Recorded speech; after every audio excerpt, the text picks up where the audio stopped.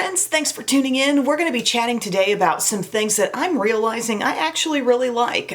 They've maybe been some things that have popped into a video here or there. Maybe I've been trying it out, but I wasn't exactly sure, or I said this is kind of a wait and see type of product. But there have been several here lately where I'm like, yeah, I really like those things. The first one I'm going to mention though is really nothing new, but it's kind of a new advantage that I'm realizing to this thing. So I'm talking about my beauty blender, and I don't think it necessarily has to be just the classic beauty blender, which is what I'm holding, but I've gone a long time not using a sponge to blend in my makeup, just using strictly brushes, getting a good result. But I feel like I've been consistently using this for about a week now, 5 days or so, and my staying power has been so good. And I think it is simply controlling the amount of foundation that's ultimately sitting on my skin and resulting in fresher wear all day. That's just something I noticed, and it's not been something I've really thought about until now as far as my foundation experience, you know, like, oh, that's really going to help my staying power. But I'm using this again. I've also kind of gotten rehooked on my CoverGirl Outlast since my Shop My Stash video. It's called Outlast Extreme Wear Light Airbrush Finish. The problem here is that it is kind of hard to come by these days, it seems.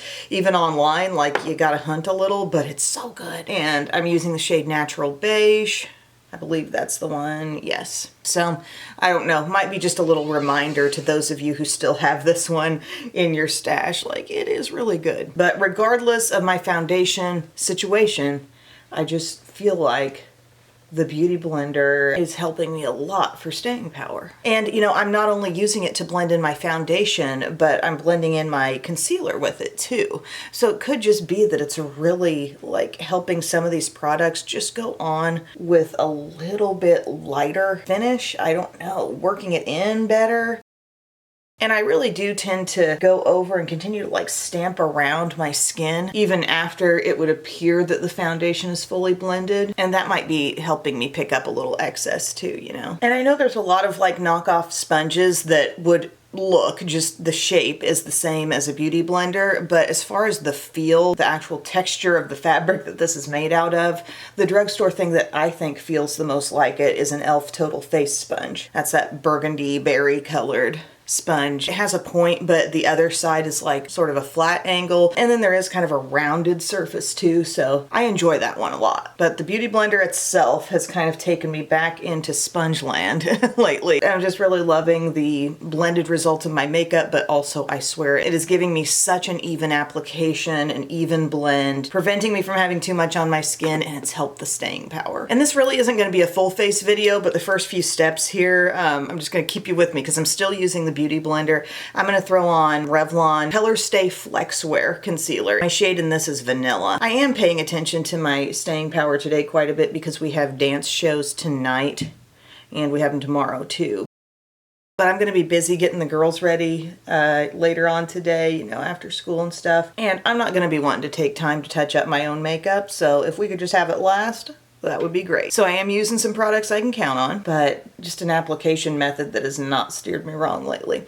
So I'm taking, this is my e.l.f. Tap and Blend Concealer Brush. Any concealer brush you have that can just spread the product. You'll notice I'm not fully blended. I'm just spreading it. I'm getting around the nose and I'm just making those dots of application take up a little more room. And then I come right back in with that beauty blender.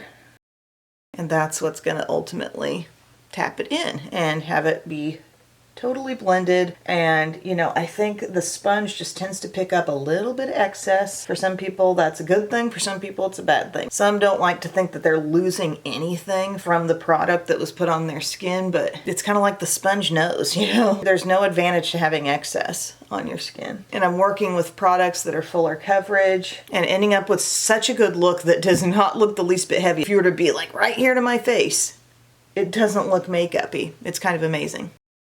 Yay, beauty blender. Here's another random little thing I'm liking. The Lip Smacker Flip Gloss. I got one of these. I did a TikTok or a short video on this. Look, guys. Is this bringing back memories?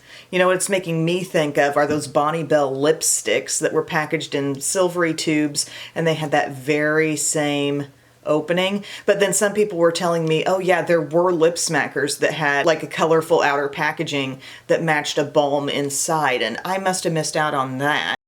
Because the only thing really coming to my mind were the flip lipsticks. But Just as a little prep step balm. I swear this is a little thicker than the Lip Smacker texture I remember from the past. And the grape scent is so good and so nostalgic. It makes me think of grape Big League Chew. You remember Big League Chew, right? The shredded up gum that I would go on the playground equipment during the summertime and somehow take down like a whole packet of that stuff. And that lightly sweet Lip Smacker flavor. I'm loving this, okay? And it's more than just the gimmick of how much I love that opening. It's just like, I really like using it. And then another thing, we're on kind of a complexion roll here, but I had experimented with this Morphe powder. It's called Bright Balance Bacon Set. So they've got some different tones in these 4 color powders. And I've been focusing in on the pink and the lavender, and this is seriously brightening. Like the more I use it, the more I realize like, wow, this is very, very brightening. And you can twist the sifter to isolate just one color at a time. So I find myself putting it over some of the pink and over some of the purple, and I end up giving myself kind of a mix of those 2 shades. And you'll see as I set my under eye area, like it turns out to be extremely brightening. Like, look at this. Look at that. This might be some of the most brightening powder I have used up on the under eye. Might seem like I got a good amount there, but I am going to be dusting away excess. I'm getting it around my nose as well. I've probably got a little sheer amount on my triangle powder puff by this point. But whatever's there, you know, take it around the mouth, around the sides of the nostrils, the chin, yes. And you can add in these other ones, but if you just stick to these, like you're gonna have an insanely brightened powder. Add in the others maybe if you want like more of a full face setting type of deal.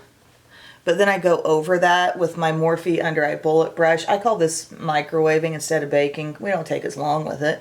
You just get it on there. And then I just use this brush around to kind of work to shear out and blend in what I've done.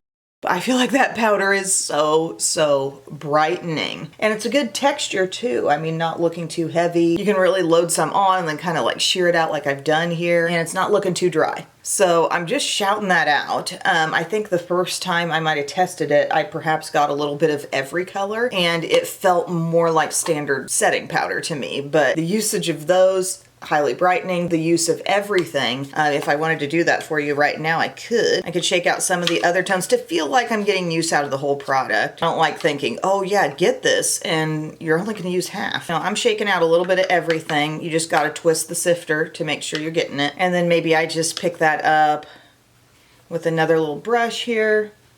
And you could use that to lightly set all over the rest of your face and have just a more, for me, it blends more right into my skin tone when I incorporate that yellow and beige. So shout out to that powder. I'm really liking it and I'm very impressed by how brightening it can be. Alrighty guys, we just skipped ahead and did bronzer. Nothing like in particular that I've been hyper focused on outside of this thing. You know I love this Butter-like duo from Catrice, but I actually underneath it used my e.l.f. Camo Bronzer and Contour in light medium, and I layered the two because I was just, I don't know, feeling like going crazy with the bronzer contour today. Next up, I have a product to mention where I know I've talked about the product before. I've raved on the product itself, but this particular shade is really nice. Like I'm realizing how good this shade that I've really, it's practically been untouched. I know I have used it, but it just hasn't been like the one. I'm talking about Catrice, this Soft Glam Baked Blush. It's a great product if you like a glowy blush. Remember the Beauty Bakery palette that I like? Absolutely. It had my heart. I loved it. It was 4 blushes in one and they all had a glow and it was so special. They just look gorgeous. This line of blushes is kind of like a recreation of that palette, but this shade called Peachy Breeze. I never was using Peachy Breeze. I was into Midnight Berry. I was using On Cloud Pink quite a bit. There's a beautiful bright coral, but this one has just kind of been like the little sad fringes just sitting there, you know, like not getting used. It's beautiful. So I'm going to use that today. A lot picks up on your brush without really any scrubbing, like you're just going to have an immediate pickup there.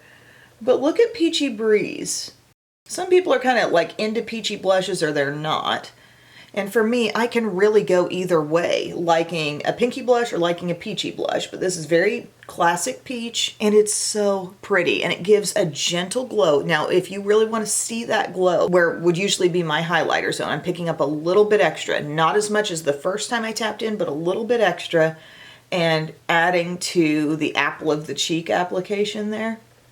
And that's when I start to see like just that gentle glow kind of come off a little bit more. But the way this peach kind of works right into my bronzer color, I just dig it so much. And I'm like, yeah, you should have been using this one all along a little bit more. I mean, they're all good. They're all good, but this one, and when I say there's a glow, don't let me get too carried away with the Beauty Bakery comparison, because those were even glowier than these. Here the glow is softer, but you know, I've grown up a little and maybe I just want the soft glow. But see that right there on the cheek, the way that hits?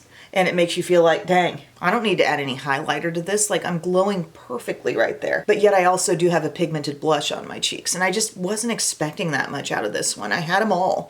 You know, Catrice sent me all of them. It was 4, and I just went for the bolder options. This would be the softest appearing one, but it is so good. Like, I really like that. So just shout out. Peachy Breeze. My other thing that I'm realizing I've liked, this came into a video when it was brand new to me, the Milani Make It Last Moisture Boost. So it's still got all the Make It Last claims. It says up to 16-hour wear, it's alcohol free, it's a long wear setting spray, okay? And I used it the first time and I don't know, I just kind of like, it's fine. When you immediately put it on, I do think it has kind of an effect, an immediate visible effect on the powderiness of your look. It kind of knocks that down a little bit. It does what you probably want a setting spray to do in a lot of situations, but I do think it's good for the staying power too. I've been using it consistently. I've been having different products on my face and it's done a very good job. So here we go with that. I don't use too much of it.